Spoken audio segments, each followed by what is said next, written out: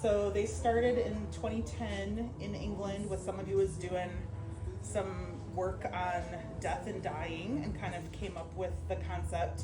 And there's been over 20,000 of them in 93 countries since 2010. So obviously it's kind of hit a nerve with people, I think, but in a good way, in that people are like, oh, actually, a place to have a conversation about death, because it's something that in the many cultures is not talked about very much. So just to set the stage too, it's not grief counseling, I'm not a counselor, it's really just an open discussion, and so we can talk about whatever people want to talk about. We can kind of come up with it as we go, and there's no agenda.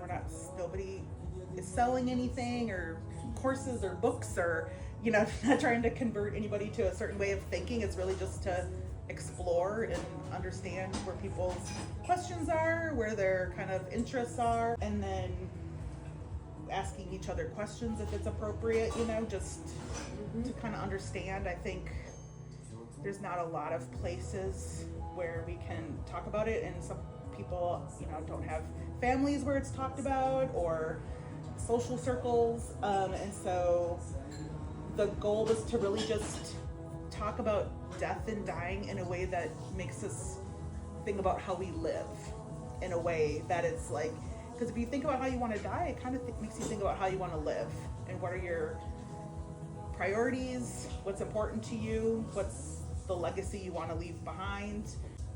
And so we can just start by introducing ourselves, kind of what brought us here, and then kind of go from there. If there's things that come up in that, or if you came with something that you wanted to talk about, or a book that you read, or a story in the news, or whatever it is, we can kind of just, there's no agenda. It's supposed to just be kind of led by the folks that attend.